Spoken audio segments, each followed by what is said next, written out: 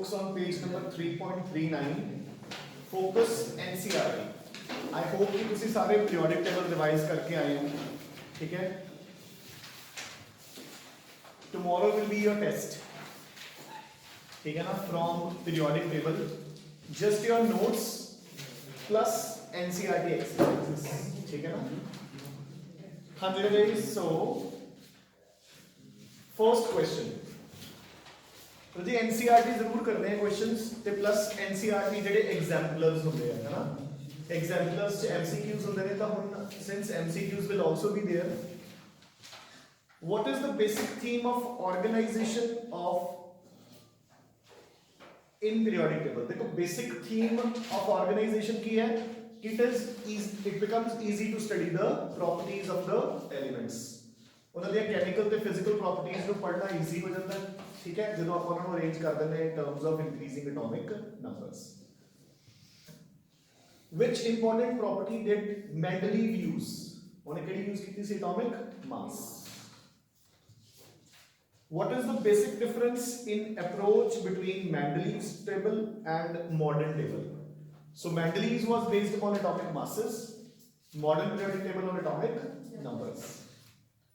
On the basis of quantum numbers, justify that the sixth period should have 32 elements. देखो ना, on the basis of quantum numbers ਦੇ ਵਿੱਚ ਕੀ ਹੁੰਦੇ ਨੇ? Aufbau's rule. Aufbau's rule ਕੀ ਕਹਿੰਦਾ ਹੈ? The various subshells are filled in order of their increasing energies. Energies ਆਪਾਂ ਨੂੰ ਕਿਵੇਂ ਪਤਾ ਲੱਗਦੀ ਹੈ? ਹਾਂਜੀ ਆਪਣੀ એનર્ਜੀ ਕਿਵੇਂ ਪਤਾ ਲੱਗਦੀ ਹੈ subshell the? By their n plus l values.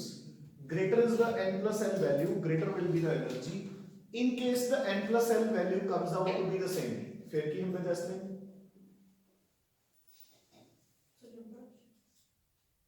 चलो ठीक है वैसे. Then we just check the value of n, कला n. जिसका n ज़्यादा होगा उसकी एनर्जी ज़्यादा होगी. तो देखो इन्होंने वो 6th पीरियड की गल की है. तो 6th पीरियड ਦੇ ਵਿੱਚ ਕੀ ਕੁਝ ਹੁੰਦਾ ਹੈ? 6s ਤੋਂ ਬਾਅਦ ਕਿਹੜਾ ਸ਼ੈਲ ਭਰਦੇ ਆ ਆਪਾਂ? ਸਬ ਸ਼ੈਲ. 4f ਤੋਂ ਬਾਅਦ 5d, then 6p, ਫਿਰ ਆਪਾਂ 7p ਤੇ ਆ ਜਾਂਦੇ, 7s ਤੇ ਆ ਜਾਂਦੇ ਹਾਂ, sorry.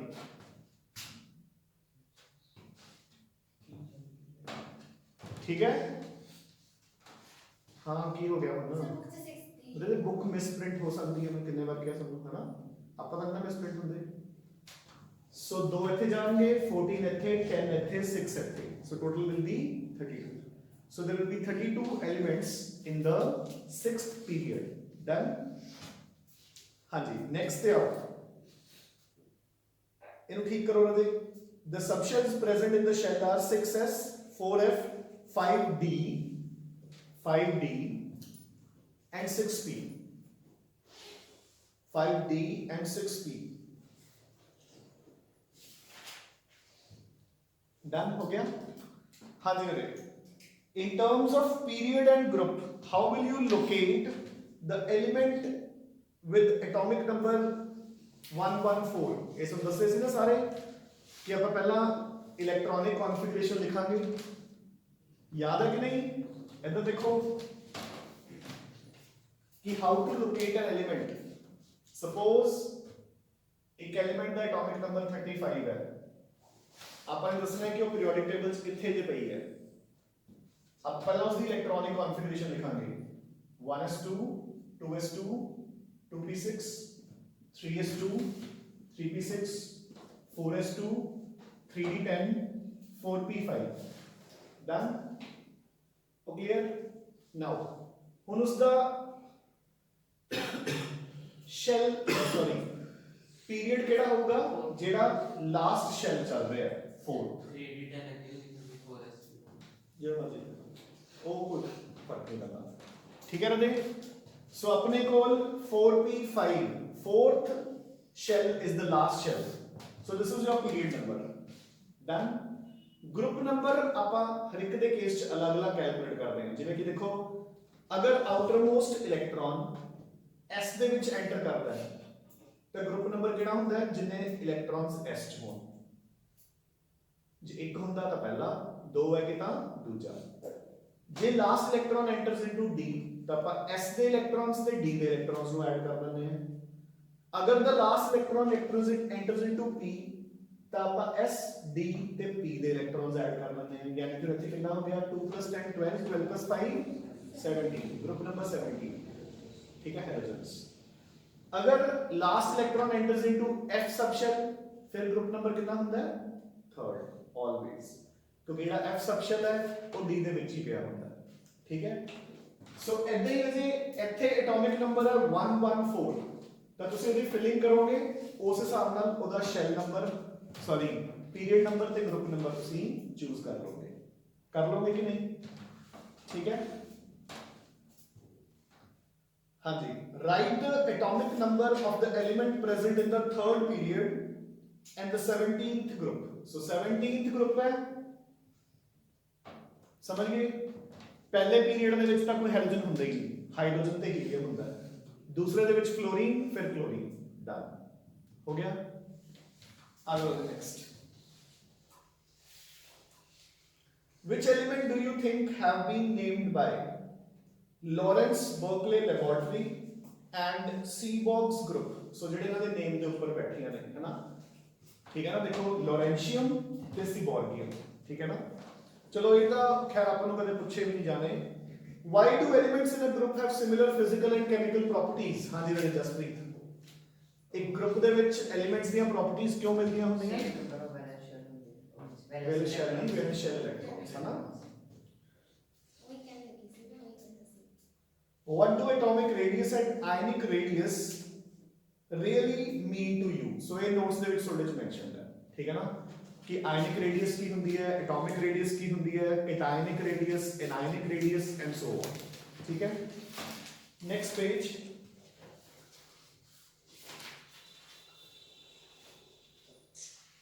tenth how do atomic radius vary in a period and in a group ਕੀਤਾ ਹੋਇਆ ਨਾ ਆਪਾਂ ਨੇ ਬਸ ਮੈਨੂੰ ਐਂ ਦੱਸ ਦਿਓ ਕਿ ਪੀਰੀਅਡ ਦੇ ਵਿੱਚ ਕਿਵੇਂ ਚੇਂਜ ਹੁੰਦੀ ਹੈ ਤੇ ਗਰੁੱਪ ਦੇ ਵਿੱਚ ਕਿਵੇਂ ਚੇਂਜ ਹੁੰਦੀ ਹੈ atomic radius Baljinder sir period ਦੇ ਵਿੱਚ ਇਨਕਰੀਜ਼ ਹੁੰਦੀ ਹੈ ਸਰ ਗਰੁੱਪ ਦੇ ਵਿੱਚ ਪਹਿਲਾਂ ਬਣਾ ਦੱਸੋ ਪੀਰੀਅਡ ਤੇ ਗਰੁੱਪ ਕੀ ਹੁੰਦਾ ਹਾਂ ਠੀਕ ਹੈ ਚਲੋ ਹਾਂਜੀ ਪੀਰੀਅਡ ਦੇ ਵਿੱਚ ਇਨਕਰੀਜ਼ ਤੇ ਗਰੁੱਪ ਦੇ ਵਿੱਚ ਇਨਕਰੀਜ਼ ਹੁੰਦੀ ਹੈ ਤੇ ਪੀਰੀਅਡ ਦੇ ਵਿੱਚ ਡਿਕਰੀਜ਼ ਡਨ।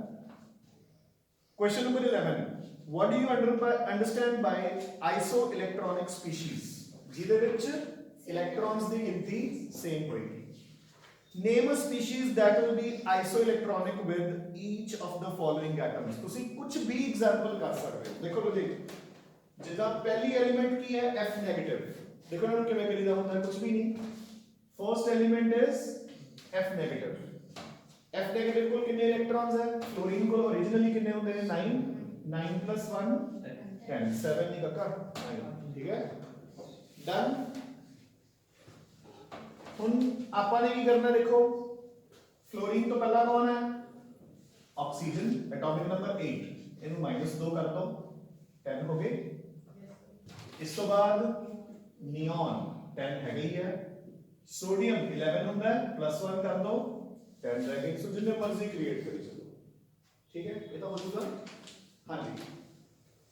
अच्छा इंपॉर्टेंट है आइसोइलेक्ट्रॉनिक के ऊपर क्वेश्चंस आते हैं ठीक है ना। Consider the following species nitrogen nitride oxide fluoride sodium magnesium aluminium देखो वो कहते हैं कि यार स्पीशीज अपने को nitride oxide fluoride sodium plus magnesium 2 plus aluminium 3 plus ठीक है। Question is what is common in them they are isoelectronic सबके कोल इलेक्ट्रॉन्स दी गिनती कितनी है देखो 7 + 3 10 8 + 2 10 9 + 1 10 and so on they are isoelectronic। arrange them in the order of increasing radii तो देखो सबको इलेक्ट्रॉन्स कितने हैं 10 बट प्रोटॉन्स इनके को 7 8 9 11 12 13 तो सब तो ज्यादा न्यूक्लियर चार्ज कितने है एल्यूमिनियम को सो उसकी इलेक्ट्रॉन्स के ऊपर ਜਿਹੜੀ ਪੁੱਲ ਹੋਊਗੀ ਨਿਊਕਲੀਅਸ ਦੀ ਉਹ ਸਭ ਤੋਂ ਸਟਰੋਂਗ ਹੋਊਗੀ ਸੋ ਸਾਈਜ਼ ਸਭ ਤੋਂ ਛੋਟਾ मैग्नीशियम उस तो बड़ा एंड सो एंड दैट, ठीक है। So in case of isoelectronic species, greater is the nuclear charge, smaller is the ionic radius. Clear है? Clear है?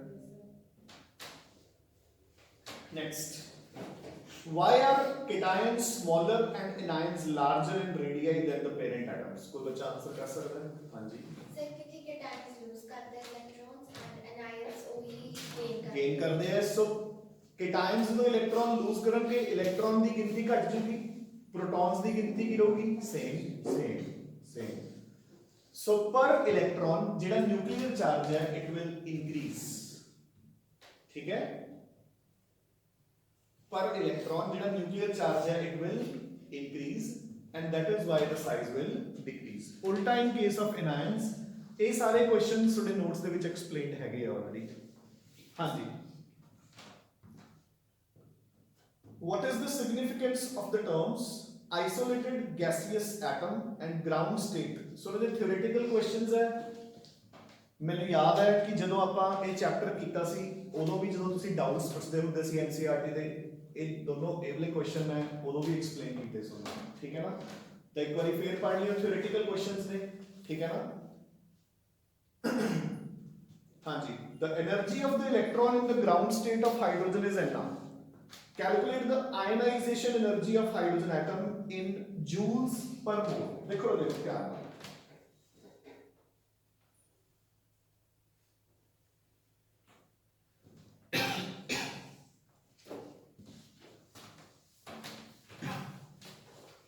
वैसे ये टॉपिक स्ट्रक्चर का क्वेश्चन है, बट चलो अपन आना चाहिए।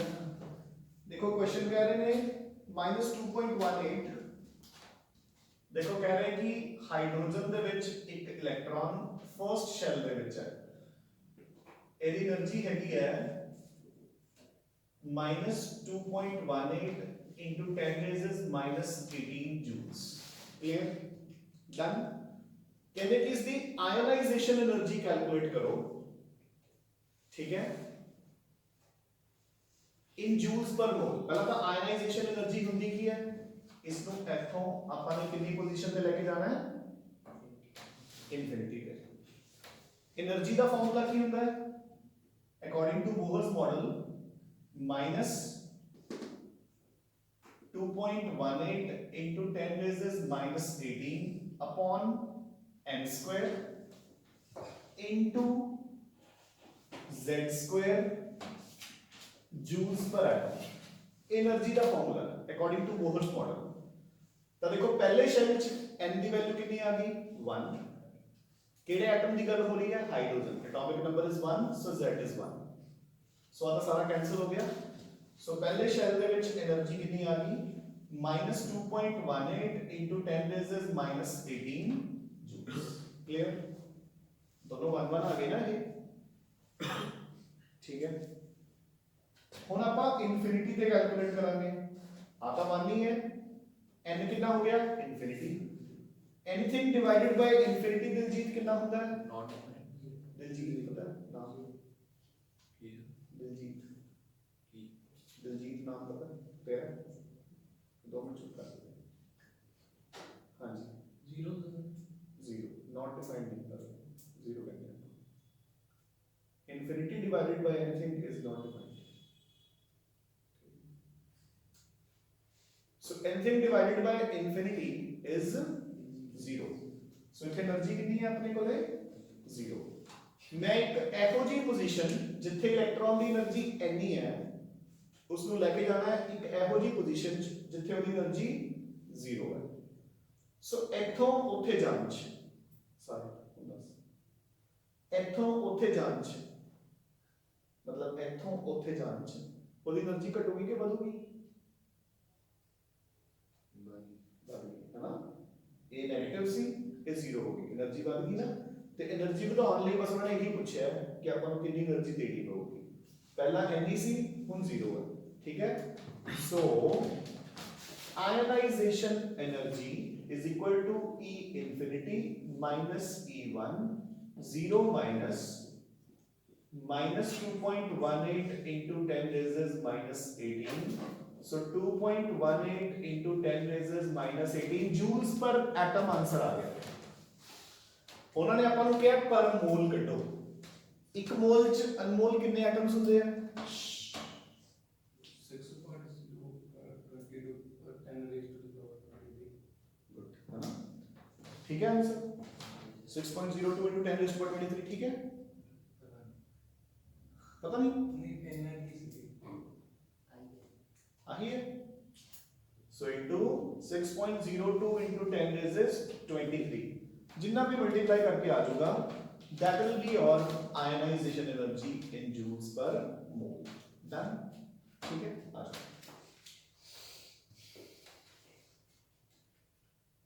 Among the second period the actual ionization enthalpies are in the order अपन ਨੂੰ order ਦਿੱਤਾ ਹੋਇਆ देखो ਉਹਦੇ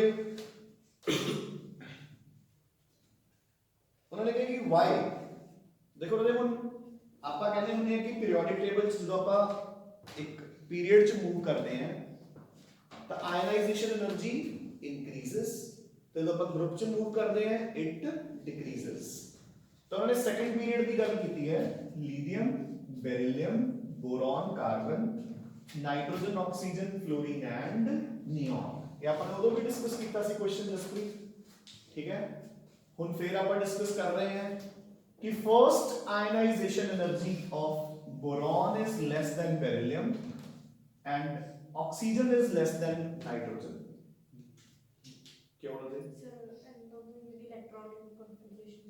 स्टेबल ठीक है ना फर्स्ट आयनाइजेशन एनर्जी ये याद रखना है ठीक है ना क्यों बेरिलियम की outer electronic configuration is 2s2 so subshell is complete boron 2s2 2p1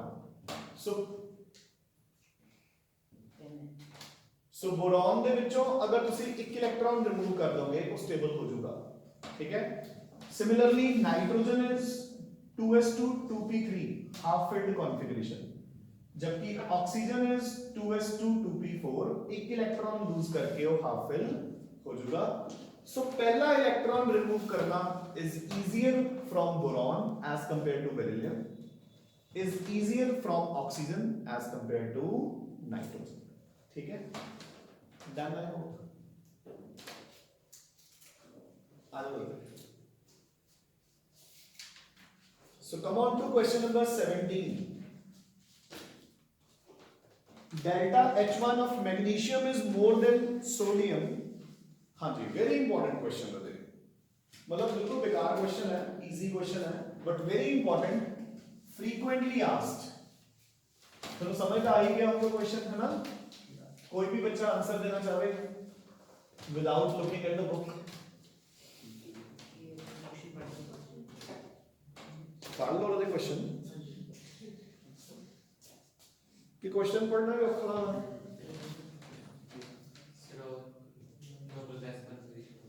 ठीक है ना इधर देखो sodium atomic number is 11 281 magnesium atomic number is 12 282 ठीक है तो एक इलेक्ट्रॉन लूज करके जो सोडियम पहला इलेक्ट्रॉन लूज करूंगा सोडियम प्लस बन जू 28 मैग्नीशियम प्लस 1 के बनूंगा 281 the first electron will be difficult to remove from magnesium क्योंकि उसका न्यूक्लियर चार्ज ज्यादा है बट सेकंड इलेक्ट्रॉन रिमूव करना सोडियम प्लस जो मुश्किल होगा क्योंकि वो नोबल गैस बन चुके हैं क्लियर है ਇਹਨੂੰ ਪਤਾ ਆਪਾਂ ਕਿਵੇਂ ਰਿਪਰੈਜ਼ੈਂਟ ਕਰਦੇ ਹੁੰਦੇ ਆ ਇਹਨੂੰ ਆਪਾਂ ਐਦਾਂ ਰਿਪਰੈਜ਼ੈਂਟ ਕਰਦੇ ਆ कि ionization energy 1 of sodium is less than ionization energy 1 of magnesium without doubt but ionization energy 2 of sodium is far greater than ionization energy 2 of magnesium समझ गए ना ਇੱਥੇ ਦਾ ਫਰਕ ਇੰਨਾ ਹੋਊਗਾ ਪਹਿਲੇ ਦੇ ਵਿੱਚ ਕਿੰਨਾ ਫਰਕ ਹੋਊਗਾ ਜੇ ਸੋਡੀਅਮ ਦੀ ਆਇਨਾਈਜੇਸ਼ਨ એનર્ਜੀ 1 4-500 ਹੋਊਗੀ, ਇਹਦੀ 7-800 ਹੋਊਗੀ। ਬਟ ਜਿਹੜੀ ਸੈਕਿੰਡ ਹੈ ਉਹ ਮੈਗਨੀਸ਼ੀਅਮ ਦੀ ਹੋ ਜਾਊਗੀ 12-1300 1400, ਇਹਦੀ ਹੋਊਗੀ 5000-6000। समझ गए ना? क्योंकि नोबल गैस से इलेक्ट्रॉन रिमूव करना इज टफ। हाँ जी बने। Question number 18, what are the various factors? वो कहते कि आपने पढ़े होने क्या है ना कि नीचे आते वक्त आयनाइजेशन एनर्जी डिक्रीजेस, वो कहते कि केड़े-केड़े फैक्टर्स करके ਹੁੰਦਾ है। ये सारे नोट्स ਦੇ ਵਿੱਚ ਮੈਂਸ਼ਨਡ है। साइज ਵਧੂਗਾ, एटॉमिक रेडियस ਵਧੂਗੀ, स्क्रीनिंग इफेक्ट ਵਧੂਗਾ, ठीक है, ਉਹਦੇ ਕਰਕੇ। The first ionization energy values of group 13 are, हाँ जी अरे, very important exception, पूरे periodic table च एक इकलौती exception है। आपने P block च कितना भी होया, सो इधर देखो, जब आपने group 13 कितना सीगा, याद है कुछ? Boron, aluminium, gallium, indium, thallium, पूरे पीरियोडिक टेबल दी सिर्फ एक इकलौती एक्सेप्शन है, और कोई एक्सेप्शन नहीं पीरियोडिक टेबल च। आप कहते हैं कि while coming down the group, the atomic radius and ionization energy, the atomic, देखो दे आप कहते हैं कि जब आप नीचे आने हैं, जो एटॉमिक रेडियस होता है वो बढ़ जाता है, जो आयनाइजेशन एनर्जी है वो घट जाती है, जो इलेक्ट्रोनेगेटिविटी है वो घट जाती है, ठीक है। ये ऑर्डर है गया अपने ऊपर मेटल नॉन मेटल्स पे ने, नीचे मेटल्स होते हैं, ठीक है ना। So this is the order, but पूरे periodic table group 13 is an exception. क्यों? क्योंकि filling of d orbital start होती है इहदे, ठीक है। एक तो याद रखियो atomic radius aluminium is greater than gallium, ठीक है। हुन इलेक्ट्रोनेगेटिविटी दी वैल्यूज, बोरॉन दी electronegativity is 2, aluminium is 1.5, so decrease होगी, नॉर्मल ट्रेंड है। उस तो बाद it will remain almost the same, in fact it will थोड़ा थोड़ा इंक्रीज, समझ गए ना।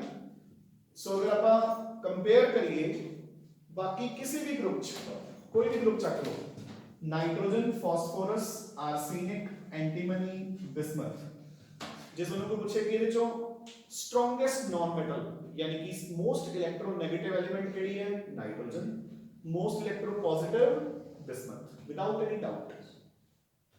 जबकि ये most electronegative is boron, most electropositive is aluminium. Kalla exceptional case है पूरे पीरियोडिक टेबल विच, सो याद रखना। ते रीजन क्योंकि डी ब्लॉक एलिमेंट्स इंट्रोड्यूस हो जाते हैं, ठीक है ना।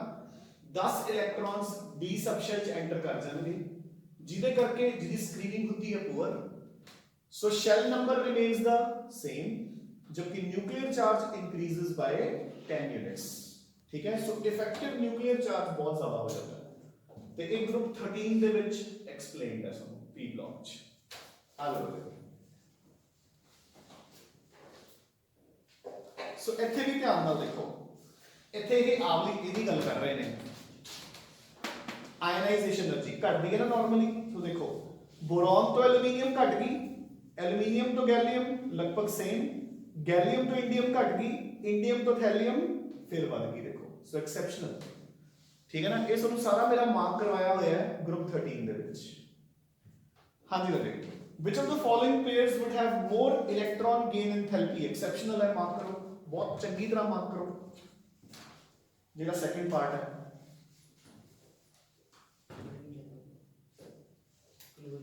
पहले पार्ट का तो कोई चक्कर ही नहीं, ठीक है ना। Halogens are more electronegative of course, but fluorine ते क्लोरीन एक तीसरा पार्ट भी ऐड कर लो, तीसरा पार्ट भी ऐड कर लो, O और S मतलब ऑक्सीजन ते सल्फर चो कौन है। एक्सपेक्ट आपा करते हैं सेकंड पार्ट च फ्लोरीन, बट आंसर केड़ा हुंदा है क्लोरीन, थोड़े नोट्स एक्सप्लेन्ड भी है। ते ऑक्सीजन ते सल्फर चो भी केड़ा होगा, सल्फर, ना कि ऑक्सीजन, ठीक है। हाँ जी देखो 21st ਇਹ ਵੀ ਤੁਹਾਡੇ ਨੋਟਸ ਐਕਸਪਲੇਨਡ ਹੈ ਕਿ ਪਹਿਲੀ ਇਲੈਕਟ੍ਰॉन ਗੇਨ ਐਂਥੈਲਪੀ ਕੀ ਹੁੰਦੀ ਹੈ ਨੈਗੇਟਿਵ ਤੇ ਦੂਸਰੀ ਕੀ ਹੁੰਦੀ ਹੈ ਪੋਜ਼ਿਟਿਵ ਠੀਕ ਹੈ ਨਾ 22 what is the difference between electron gain enthalpy and electronegativity ਇਹ ਵੀ ਕੀਤਾ ਹੋਇਆ ਹੈ ਕਿਹੜੇ ਚੈਪਟਰ ਚ ਐਕਸਪਲੇਨਡ ਹੈ ਕੈਮੀਕਲ ਬੌਂਡਿੰਗ ਚ ਠੀਕ ਹੈ ਨਾ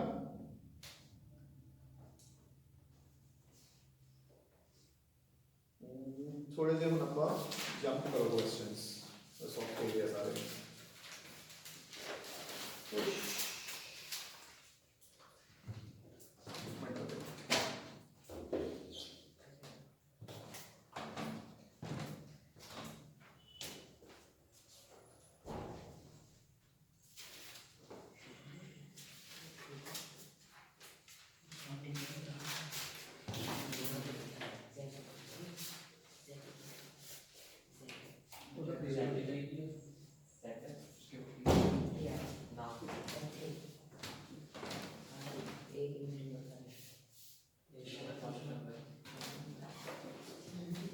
और देख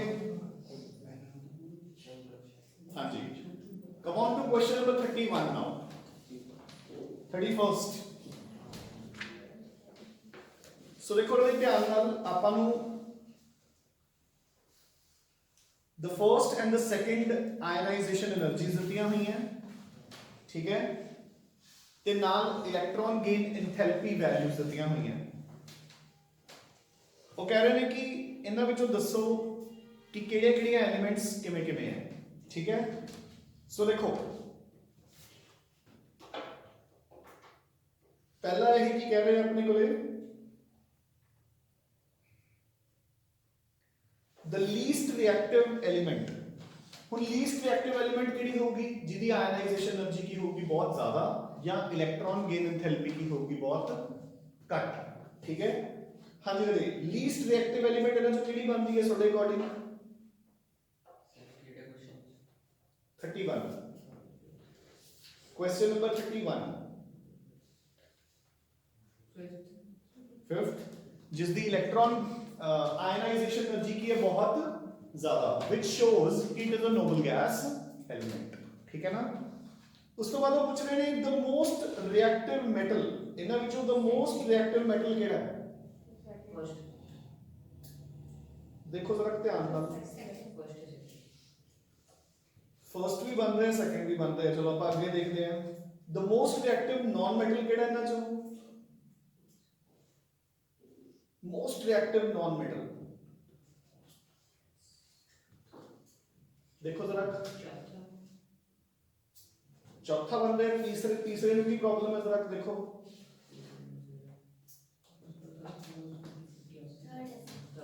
इलेक्ट्रॉन गेन एंथैल्पी होती सब तो ज्यादा है ठीक है the least reactive non metal केड़ा है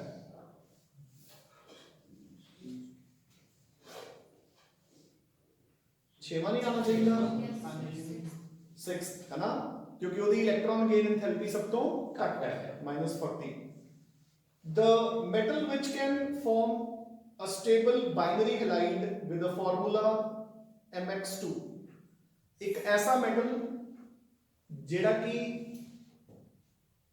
मतलब +2 चार्ज एग्जिस्ट करता है सो ध्यान नाल देखो 6th पॉइंट पहला इलेक्ट्रॉन बाहर कढण लई आपां नूं 738 चाहिए उस तो बाद 1431 यानी कि दो इलेक्ट्रॉन्स को इजीली लूज कर सकता है यानी कि अपने कोल E दा आंसर इज 6 चेक करो यही है ना E दा answer 6 the metal which can form predominantly stable covalent halide of formula mx जेड़ा कि +1 च एग्जिस्ट करूगा यानी कि फर्स्ट ऑप्शन देखो क्योंकि 520 तो बाद ओदी आयनाइजेशन एनर्जी सेकंड कितनी होगी 7300 यानी कि ये की शो करता है कि ये सोडियम फैमिली नु बिलोंग करता है एक इलेक्ट्रॉन लूज करके ये नोबल गैस बन चुका अपना केड़ा आंसर बच गया C B the most reactive metal यानी कि जिदी आयनाइजेशन एनर्जी सब तो घट है सेकंड ही होगा फिर की प्रॉब्लम आ गई ठीक है हाँ जी आगे आ जाओ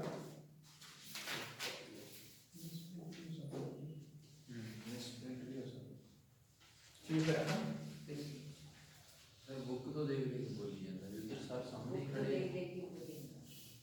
बोल पूछो सही की कह रहे हो बी द फर्स्ट भी आना चाहिए सर बी द फर्स्ट हाँ ठीक है बस first the least reactive element अच्छा be the first the most reactive metal ਰਾਜੇ ਉਹ ਹੋਣਾ ਜਿਹਦੀ ਆਇਨਾਈਜੇਸ਼ਨ એનર્ਜੀ ਸਭ ਤੋਂ ਘੱਟ ਹੋਊਗੀ ਸੋ ਆਇਨਾਈਜੇਸ਼ਨ એનર્ਜੀ ਸਭ ਤੋਂ ਘੱਟ ਕਿਹਦੀ ਹੈ 419 ਠੀਕ ਹੈ ਡਨ ਹਾਂਜੀ right so now come on to NCERT exemplar problems ਇਹ ਤੁਸੀਂ ਖੁਦ ਮੈਨੇਜ ਕਰਨੀਆਂ ਹੋਣਗੀਆਂ ਠੀਕ ਹੈ ਨਾ ਕਿਉਂਕਿ ਇਹ ਲਗਭਗ ਸਾਨੂੰ ਕਰਵਾਈਆਂ ਹੋਈਆਂ ਸੋ MCQs ਬੇਸਡ ਕੁਐਸਚਨਸ ਆਣੇ ਨੇ ਤਾਂ ਐਗਜ਼ੈਂਪਲਰਸ ਤੁਸੀਂ ਖੁਦ ਮੈਨੇਜ ਕਰਨੇ ਆ ਠੀਕ ਹੈ ਨਾ ਇੱਥੇ ਬੈਠ ਕੇ ਹੁਣੇ ਸੋਲਵ ਕਰ ਲਓ ਠੀਕ ਹੈ ਜੇ ਕੋਈ ਪ੍ਰੋਬਲਮ ਹੋਊਗੀ ਮੈਨੂੰ ਪੁੱਛ ਲਿਓ ਕੱਲ ਤੁਹਾਡਾ ਜਿਹੜਾ ਟੈਸਟ ਹੋਊਗਾ that will be from the notes plus only the NCERT questions till 38 ਜਿਹੜੇ ਆ MCQs ਵੀ ਵਿੱਚ ਹੈ ਤੇ NCERT exemplars ਠੀਕ ਹੈ ਨਾ NCERT exemplars ਤੱਕ ਸਾਰੇ NCERT questions done